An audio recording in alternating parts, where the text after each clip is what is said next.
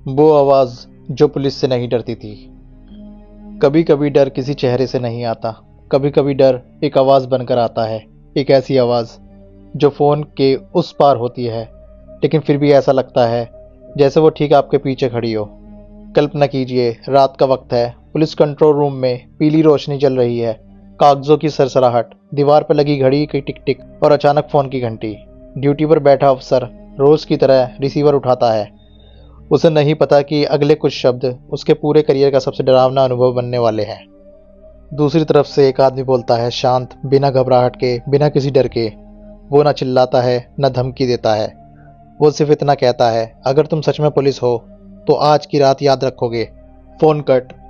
और उसी पल एक पूरा शहर अनजाने डर में डूबने लगता है, क्योंकि ये कॉल किसी मदद के लिए नहीं थी, ये एक चुनौती थी। एक ऐसा आदमी जो पुलिस को कॉल करके उन्हें बताता था कि वो क्या करने वाला है। और सबसे डरावनी बात यह नहीं थी कि वो कॉल करता था, सबसे डरावनी बात यह थी कि उसकी हर बात सच होती थी। वो अपराध करने के बाद नहीं, अपराध से पहले फ़ोन करता था, जैसे वो चाहता हो कि पुलिस आए, देखे और फिर भी कुछ ना कर पाए। वो आदमी कभी पकड़ा नहीं गया, उसका चेहरा किसी ने नहीं देखा, उसका नाम आज भी फाइलों में अधूरा है, लेकिन उसकी आवाज़ आज भी कई पुलिस अफसरों के कानों में गूंजती है। और आज की कहानी उसी आवाज़ की है, एक ऐसे आदमी की कहानी जिसने कानून से नहीं बल्कि डर से खेला। अगर आपको लगता है कि असली डर भूत प्रेत में नहीं बल्कि इंसानों में छुपा होता है, तो आज की कहानी आपको बेचैन कर देगी, क्योंकि ये कोई कल्पना नहीं है, ये एक सच्ची अनसुलझी दहशत है जिसका अंत आज तक किसी को नहीं पता। साल 1970, अमेरिका का सबसे व्यस्त शहर न्यूयॉर्क सिटी। ऊपर से देखने पर यह शहर कभी सोता नहीं, लेकिन सर्दियों की रातों में इसकी गलियां भी चुप हो जाती हैं। जनवरी का महीना था, बर्फीली हवा ऊंची इमारतों के बीच से सीटी की तरह निकल रही थी और सड़कों पर सिर्फ स्ट्रीट लाइट की पीली रोशनी और कभी कभार गुजरती टैक्सियां दिखाई दे रही थी। 27 जनवरी 1970, रात करीब 11:38। मैनहट्टन के मिड टाउन साउथ प्रीसिंक्ट में ड्यूटी हमेशा की तरह चल रही थी। कुछ अफसर अपनी फाइलों में डूबे हुए थे, कुछ रेडियो पर हल्की आवाज़ में बातचीत सुन रहे थे। सब कुछ सामान्य लग रहा था, किसी को अंदाज़ा नहीं था कि ठीक इसी वक्त एक फ़ोन कॉल पुलिस के इतिहास का सबसे अजीब सिलसिला शुरू करने वाली थी। फ़ोन की घंटी बजी। डेस्क पर बैठे अधिकारी ने समय देखा और बिना किसी खास प्रतिक्रिया के रिसीवर उठाया। दूसरी तरफ कुछ सेकंड तक खामोशी रही, इतनी गहरी कि अफसर ने सोचा लाइन में कोई दिक्कत है। तभी एक आदमी की आवाज़ सुनाई दी। आवाज़ ना तो भारी थी ना हल्की, बिल्कुल सामान्य, जैसे कोई पड़ोसी बात कर रहा हो। उसने बिना अपना नाम बताए कहा, अगर तुम सच में पुलिस हो तो आज की रात ध्यान से याद रखना। अफसर ने कॉल को सामान्य प्रैंक समझा, लेकिन आवाज़ में कोई घबराहट नहीं थी। सामने वाला व्यक्ति बहुत संयम में बोल रहा था। उसने मैनहट्टन के ही एक इलाके हार्लेम रिवर ड्राइव का जिक्र किया। उसने वहां की एक सुनसान पार्किंग लेन, एक बंद स्ट्रीट लाइट और पास पड़े जंग लगे ट्रैश कैन की बात की। इतनी सटीक जानकारी की अफसर चुप हो गया। फिर वो बोला, अगले 45 मिनट में वहाँ एक आदमी मरेगा और जब तुम पहुँचोगे तो देर हो चुकी होगी। फ़ोन कट गया। कंट्रोल रूम में बैठे अफसरों ने एक दूसरे को देखा। कोई हंसा नहीं, कोई मजाक नहीं किया। कुछ ऐसा था जो गलत लग रहा था। वरिष्ठ अधिकारी ने आदेश दिया कि एक पेट्रोल यूनिट तुरंत हार्लेम रिवर ड्राइव भेजी जाए। रेडियो पर निर्देश गया और कुछ ही मिनट में एक पुलिस कार वहां की ओर बढ़ गई।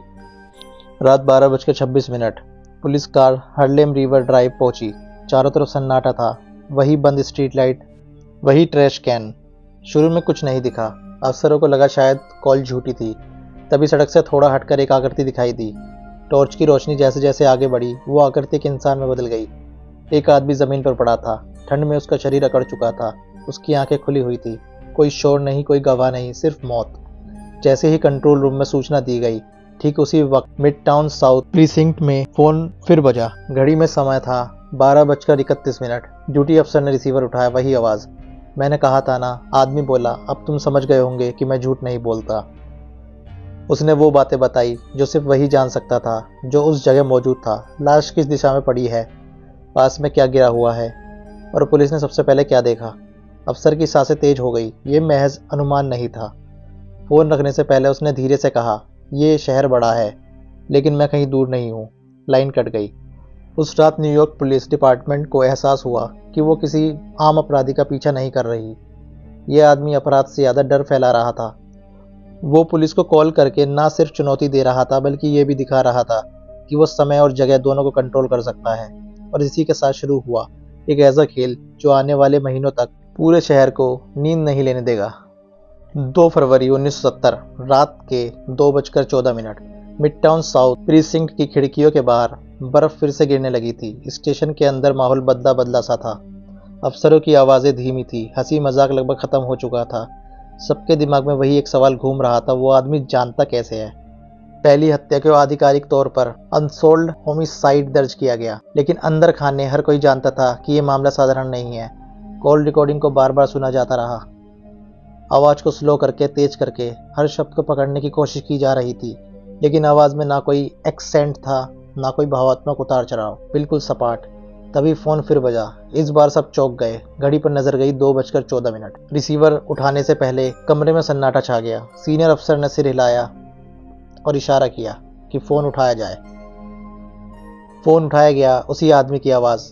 आज देर हो गई, उसने कहा, पर कल रात मैं तुम्हें फिर बुलाऊंगा। किसी ने उससे नाम पूछने की कोशिश की। पहली बार पुलिस ने सवाल किया, तुम चाहते क्या हो? दूसरी तरफ हल्की सी सांस की आवाज़ आई, मैं सिर्फ ये दिखाना चाहता हूँ कि तुम कितनी जल्दी पहुँच सकते हो। और फ़ोन कट गया।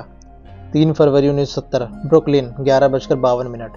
ब्रुकलिन का इलाका उस समय मैनहट्टन जितना चमकदार नहीं था।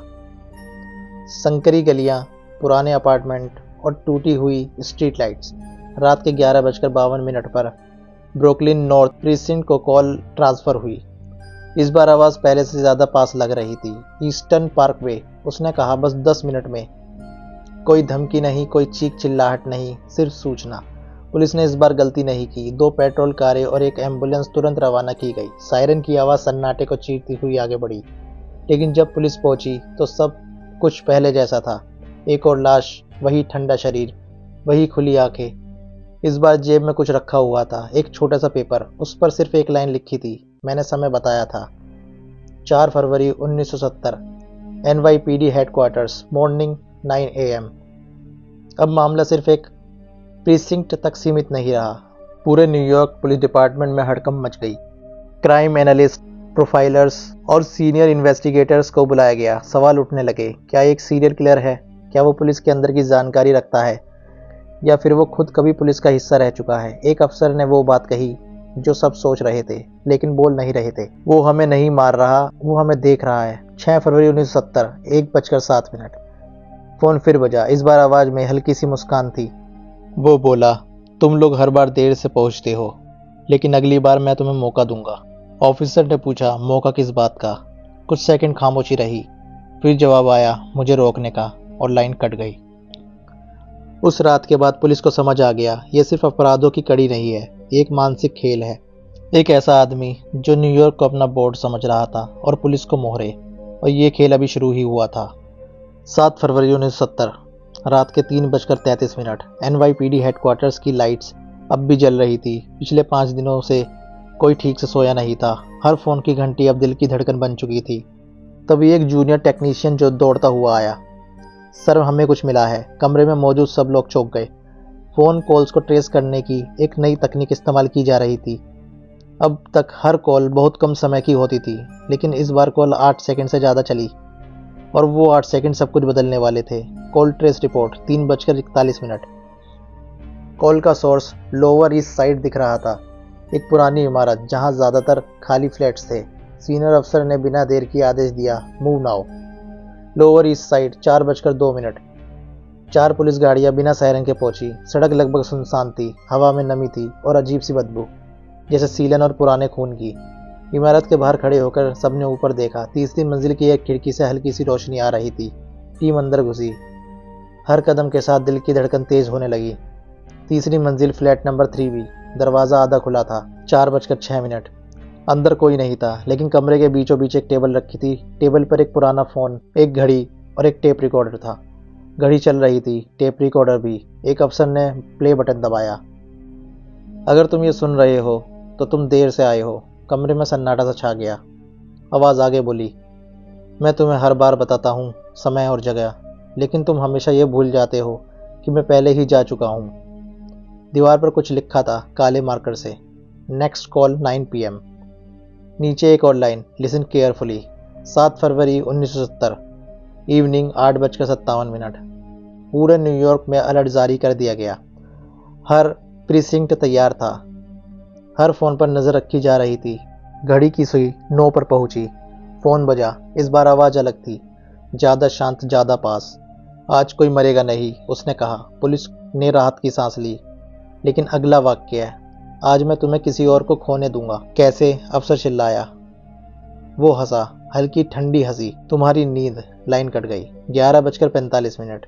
कोई हत्या नहीं हुई, लेकिन पूरे शहर में लोग जागते रहे, पुलिस भी और शायद वो भी। पहली बार एनवाईपीडी को एहसास हुआ, ये आदमी सिर्फ जान नहीं ले रहा, ये डर को कंट्रोल कर रहा है। और अगला कदम सीधा पुलिस पर आने वाला था। उस रात कोई नहीं सोया, फोन नहीं बज रहा था, और यही सबसे डरावनी बात थी। एनवाईपीडी कंट्रोल रूम में घड़ी की टिक टिक हर किसी के दिमाग में हथौड़े की तरह बज रही थी। फिर अचानक 10:18 फोन बजा। इस बार कॉल रिकॉर्डर अपने आप ऑन हो गया। Good evening detective Harris. कमरे में मौजूद हर अफसर चौंक गया। हैरिस ने कुर्सी को कसकर पकड़ा। तुम मेरा नाम कैसे जानते हो? उसने धीमी लेकिन सख्त आवाज में पूछा। दूसरी तरफ हल्की सांस की आवाज आई। क्योंकि तुम ही हो जो सबसे ज्यादा जागते हो, आवाज बोली। और जो सबसे ज्यादा सोचते हैं वो सबसे ज्यादा गलती करता है। कॉलर ने बात बदल दी। तुम्हें वो लड़की याद है, ब्रुकलिन वाली? हैरिस का चेहरा पीला पड़ गया। ये जानकारी पब्लिक रिकॉर्ड में नहीं थी। उसकी फाइल तुम्हारी मेज के बाएं दराज में है। तीसरे पन्ने पर एक गलती है। हैरिस ने कांपते हाथों से दराज खोला। तीसरा पन्ना वाकई एक गलती थी। पूरा कमरे में सन्नाटा छा गया। मैं तुम्हें नुकसान नहीं पहुंचा रहा, कॉलर बोला। मैं बस तुम्हें दिखा रहा हूं कि तुम कितने असहाय हो। तुम मुझे पकड़ क्यों नहीं लेते? हैरिस ने गुस्से में पूछा। दूसरी तरफ हंसी आई। क्योंकि मैं भाग नहीं रहा, मैं यही हूँ। और लाइन कट गई। 11:31। पूरे स्टेशन को लॉकडाउन कर दिया गया। हर कमरे की तलाशी शुरू हुई। हर सीढ़ी, हर छत। कुछ नहीं मिला, लेकिन एक चीज मिली। हैरिस की कुर्सी के नीचे एक छोटा सा कागज, जिस पर सिर्फ 2 शब्द लिखे थे, टू लेट। अब साफ था, वो आदमी या तो स्टेशन के अंदर आ चुका था या कभी गया ही नहीं था। मीडिया को भनक लग चुकी थी। अगली सुबह अखबारों की हेडलाइन थी, फैंटम कॉलर इनसाइड एनवाईपीडी। शहर में अफवाह फैल गई। लोग अपने फोन काटने लगे। रात को घंटी बजते ही लोग चीखने लगे। रात 2:07 पर कंट्रोल रूम का फोन फिर बजा। कॉलर ने सिर्फ एक लाइन कही, अब खेल शुरू होता है। उस रात बारिश नहीं हो रही थी, लेकिन सड़कें गीली थी, जैसे शहर पहले ही किसी अनहोनी के लिए तैयार हो। एनवाईपीडी कंट्रोल रूम में लाइट्स आधी कर दी गई थी। हर कॉल रिकॉर्ड की जा रही थी। हर अफसर को हेडसेट पहनाया गया था। सब इंतजार कर रहे थे। 11:45। फोन बजा। इस बार कोई अलर्ट नहीं बजा, सीधा लाइन खुली। दूसरी तरफ आवाज आई, तुम लोग अब भी समझ नहीं पाए? हैरिस ने धीरे से कहा। हम सुन रहे हैं। कॉलर हंसा। आज मैं कॉल करके नहीं बताऊंगा, आज मैं दिखाऊंगा। फोन पर एक पता बोला गया, हार्लेम ईस्ट 129 स्ट्रीट। वो इलाका सुनसान था, एक पुरानी इमारत जिसे सालों से कोई इस्तेमाल नहीं कर रहा था। तुम्हारे पास 15 मिनट हैं, आवाज बोली। अगर देर हुई तो जिम्मेदारी तुम्हारी होगी। Line cut. 3 पेट्रोल कारें रवाना हुई, एक अनमार्क्ड वैन पीछे से। हर मिनट बाहरी लग रहा था। रेडियो पर सिर्फ एक आवाज गूंज रही थी, यूनिट 4 अप्रोचिंग लोकेशन। 11:58। टीम अंदर घुसी। सीढ़ियां टूट चुकी थी। हर कदम की आवाजें गूंज रही थी। तीसरी मंजिल। एक कमरा खुला हुआ था। अंदर एक कुर्सी, एक मेज और एक चालू टेप रिकॉर्डर। रिकॉर्डर अपने आप चला। अगर तुम ये सुन रहे हो तो तुम देर कर चुके हो। रिकॉर्डर बंद। और तभी ऊपर की मंजिल से जोरदार आवाज आई। छत पर पहुंचे, वहां एक आदमी पड़ा था, जिंदा लेकिन बुरी तरह डरा हुआ। उसकी आंखें खुली थी और होठ कांप रहे थे। उसने बस इतना कहा, वो यही था, मेरे पीछे खड़ा, और फिर गायब हो गया। उस आदमी के हाथ में एक कागज था जिस पर लिखा था 1 स्टेप क्लोजर। नीचे तारीख और नीचे लिखा था NYPD evidence locker number 12। Harris को झटका लगा। ये जगह सिर्फ 3 लोगों को पता था। जब टीम वहां पहुंची, एविडेंस लॉकर नंबर 12 खोला हुआ था और अंदर रखी फाइल गायब थी। एविडेंस लॉकर 12 अब सील था।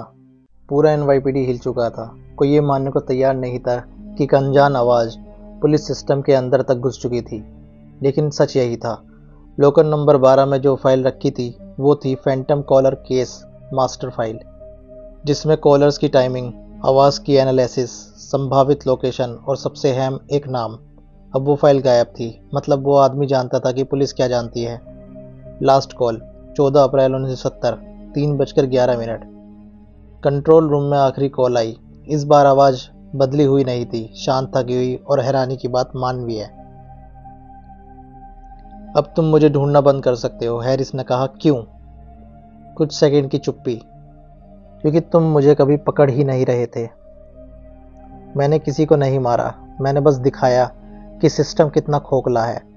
हैरिस ने पूछा, तो तुम हो कौन? दूसरी तरफ हल्की हंसी आई। मैं वही हूं जो तुम्हारे बीच हर रोज चलता है। कॉल कट होने से पहले एक आखिरी लाइन रिकॉर्ड हुई। आज तुम मेरे पीछे नहीं आओगे, आज मैं तुम्हारे पीछे नहीं हूँ, आज मैं जा रहा हूँ। उस दिन के बाद कोई कॉल नहीं आई, कोई नोट नहीं मिला, कोई चुनौती नहीं। केस को कोल्ड केस घोषित कर दिया गया। लेकिन सालों बाद 1983 में एक रिटायर्ड टेक्नीशियन ने बयान दिया। 1970 में कंट्रोल रूम की एक लाइन अंदर से बाहर नहीं जाती थी, वो कॉल बिल्डिंग के अंदर से आ रही थी।